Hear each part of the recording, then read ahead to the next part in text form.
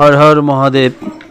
আজ আমি এখন চলে এসেছি ভারতের উত্তরাখণ্ড রাজ্যের হরিদ্বার হতে 3 কিলোমিটার দূরত্বে কনখনে অবস্থিত একটি হিন্দু মন্দির। মন্দিরটি সতীর জনক তথা ব্রহ্মার পুত্র রাজা দক্ষ প্রজাপতির নামে নমস্কৃত করা হয়েছে।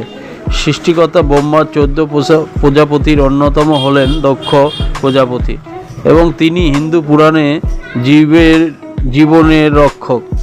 বর্তমান মন্দিরটি রানী ধনকৌর 1810 খ্রিস্টাব্দে নির্মাণ করেছিলেন এবং 1962 খ্রিস্টাব্দে এর পূর্ণ নির্মাণ হয়।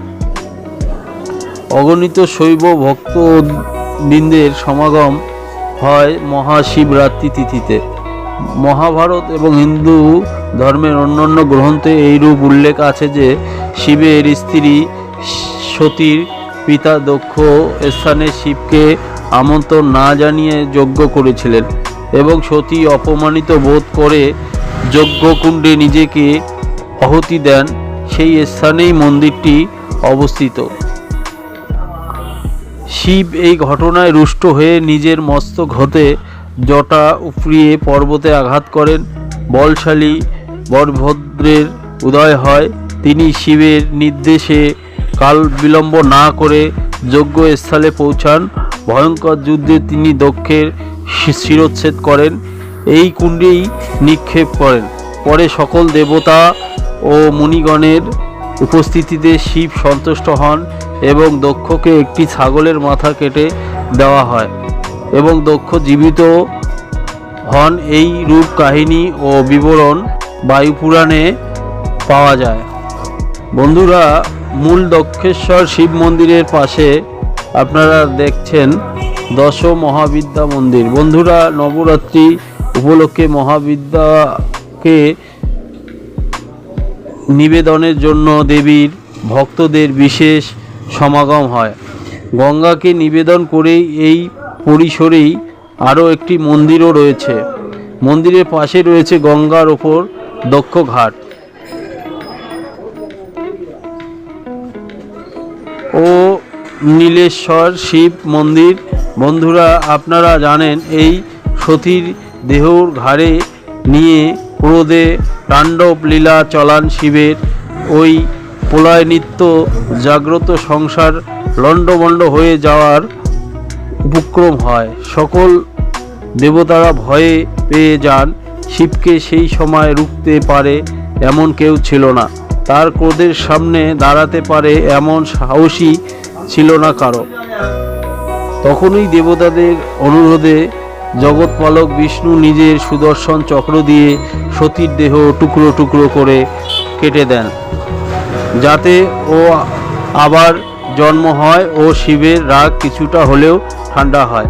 পরের জন্মে এই সতী পার্বতী রূপে জন্মগ্রহণ করেন ও শিবকেই স্বামী হিসেবে বরণ করেন। বিষ্ণু সুদর্শন চক্রের দ্বারা কাটা সতীর দেহের বিভিন্ন টুকরো 51টি পীঠ জায়গায় পড়ে এবং সেখানেই গড়ে ওঠে এক একটি শক্তিপীঠগুলি হয়ে ওঠে হিন্দুদের তীর্থস্থান।